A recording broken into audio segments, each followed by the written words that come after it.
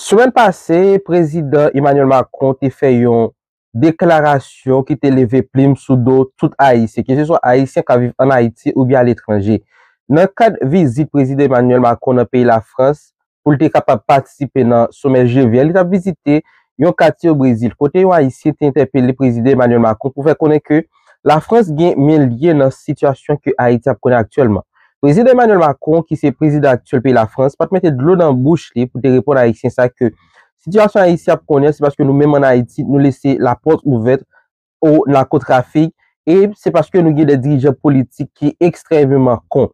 Députée française qui c'est Mathilde de Panot, qui c'est députée LFI, qui c'est la France Insoumise, parti dirigé par Jean-Luc Mélenchon, qui c'est une figure très populaire de la gauche française. Pas de printemps pour te répondre à déclaration si là que Emmanuel Macron t'a fait. Je ne vais pas parler trop, mais nous entendre comment Mathilde de Panot, qui c'est une députée dans le pays de la France, te répondre Emmanuel Macron sur le dossier si là. Bonne écoute à nous tous.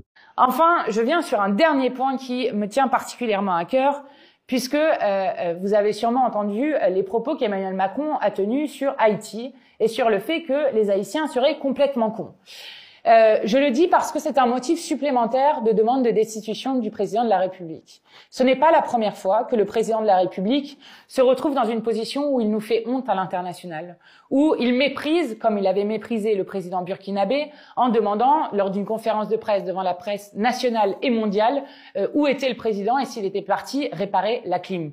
Eh bien, je le dis, il y en a marre d'un président de la République qui nous fait honte à l'international. Et non, monsieur Emmanuel Macron, les Haïtiens ne sont pas complètement cons. Ce sont des gens souvent admirables, qui font ce qu'ils peuvent et qui bien souvent doivent vivre à l'extérieur du pays et non à l'intérieur, où ils sont bloqués depuis longtemps. Alors, si vous connaissiez un peu l'histoire d'Haïti, monsieur Macron, vous sauriez que c'est le pays d'Antoine Firmin, où en 1885, il avait écrit un fameux essai qui s'appelait « De l'égalité des races humaines », qui répondait aux théories racistes bien répandues à l'époque, notamment aux théories racistes d'Arthur Gobineau et de son abjecte « Inégalité des races humaines ».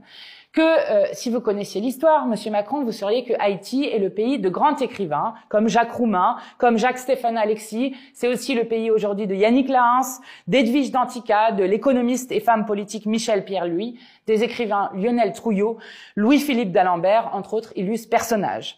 Mais Haïti, c'est avant tout le pays des peuples opprimés.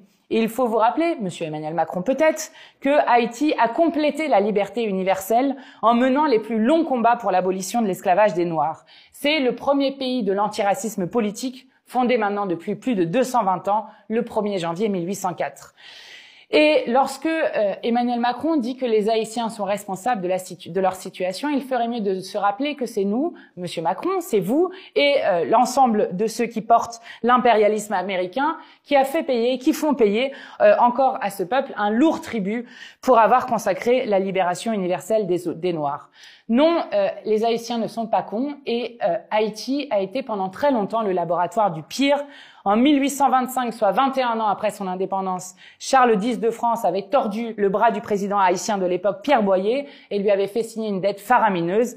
Cette dette et cet argent versé pendant des décennies à la France a miné l'avenir des Haïtiens. Haïti a ensuite été occupé par les Américains de 1915 à 1934, et par la suite, à partir de 1957, c'est l'horrible dictature des Duvalier qui avait été activement soutenue par les États-Unis sous prétexte de combattre le communisme. Ce laboratoire du pire se retrouve avec le Fonds monétaire international qui applique depuis trop longtemps son programme ultralibéral en Haïti, avec des barrières douanières dans les années 90 qui avaient été baissées, l'exigence de vente de biens publics sous prétexte de bonne gouvernance, de politique d'ajustement structurel, quand même le dire le FMI, bref, toutes sortes de fadaises du néolibéralisme triomphant. Haïti a été le laboratoire de tout cela. Et pour finir, je veux dire, monsieur Macron, qu'il faut quand même se demander d'où viennent les armes, puisque, à ce que je sache, les Haïtiens n'en fabriquent pas. D'où viennent donc les cartouches consommées par les chefs de gang, si ce n'est du marché capitaliste et libéral des États-Unis?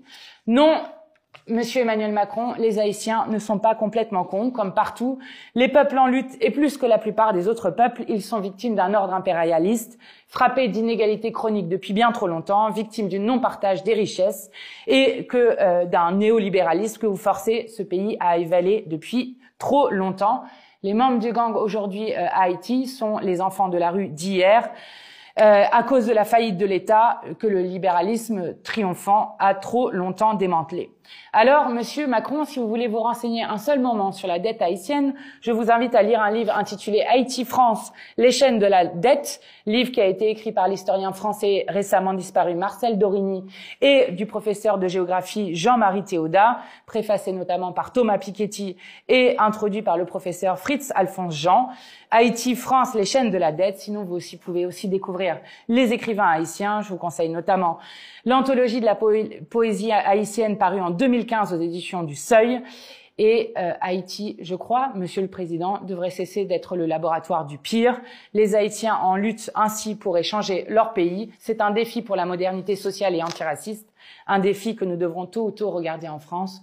Donc non, Monsieur Macron, les Haïtiens ne sont pas complètement cons et vous devriez regarder l'histoire d'Haïti et l'histoire de la France pour vous rendre compte